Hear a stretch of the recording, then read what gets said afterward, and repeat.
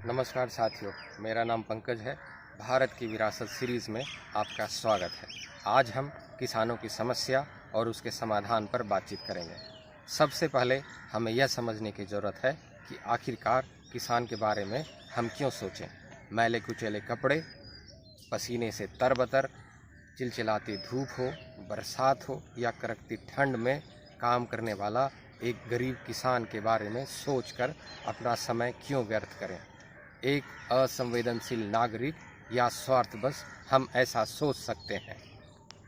जिस किसान की वजह से हम खाना खा सकते हैं या तरह तरह के पकवान का चटकारे लेके आनंद लेते हैं, यहाँ तक कि कपड़े भी किसानों की वजह से हमें मुहैया हो पाता है।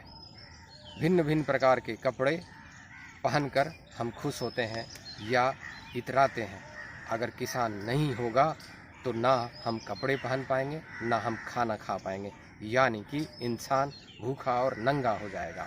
भूखा और नंगा इंसान कब खाक में मिल जाएगा, सभ्यता कब खत्म हो जाएगी, पता भी नहीं चलेगा।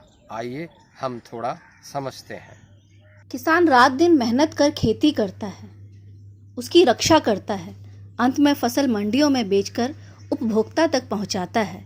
पर किसान का मेहनताना तो आप छोड़िए, लागत भी नहीं मिल पाती है, जिसके कारण वो बैंकों और बेईमान साहूकारों की गिरफ्त में आ जाता है और कर्ज में डूबकर आत्महत्या तक करने को मजबूर हो जाता है। पर सरकार चुप, जनता चुप। अगर किसान को A2 यानी एक्चुअल पेड आउट और एक्सपेंस इन कैश और काइंड, FL फैमिली लेबर यानी कि A2 plus FL is equal to C2 भी मिल जाए तो राहत है।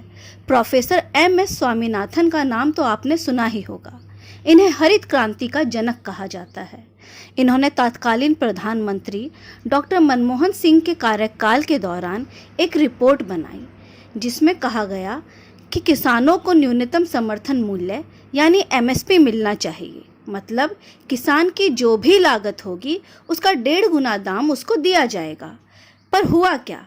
उसे मिला नील बट्टा सन्नाटा। भारत में नाबार्ड, NCF, ICAR, कृषि मंत्रालय और न जाने क्या क्या हैं, जिन्हें किसानों के हित का ध्यान रखने का जिम्मा सौंपा गया है।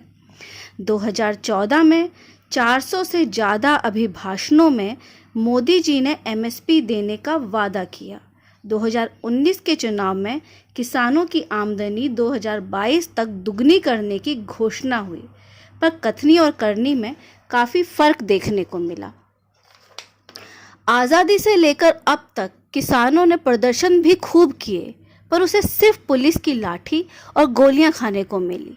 जून 2017 में प्रदर्शनकारी किसानों पर मध्य प्रदेश सरकार की पुलिस ने मंदसौर में गोलियां चलाई, जिसमें 5 किसानों की हत्या हुई।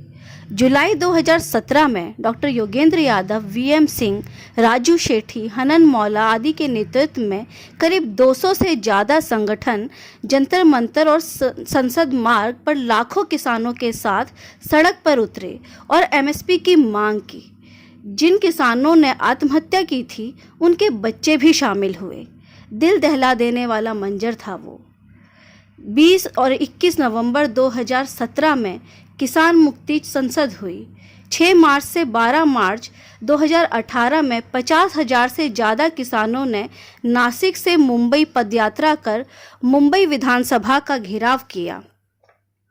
29 और 30 नवंबर 2018 में किसान मुक्ति मार्च हुआ।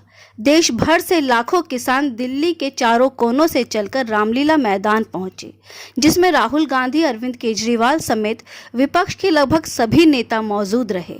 सरकार को भी न्योता मिला, पर उन्होंने एक बार फिर किसानों से मुंह फेर लिया। किसानों की दशा को सुधारने के लिए जरूरी है किसानों को, जो अलग अलग जाति और धर्म में बटा हुआ है, उसे शिक्षित और संगठित होना पड़ेगा। मिडिलमैन यानी बिचौलियों के माफिया पर सरकार को अंकुश लगाने की जरूरत है। तात्कालिक प्रभाव से ऋण माफ एवं MSP लागू होनी चाहिए। सुखी किसान ही संपन्न एवं खुशहाल देश का निर्माण करेगा।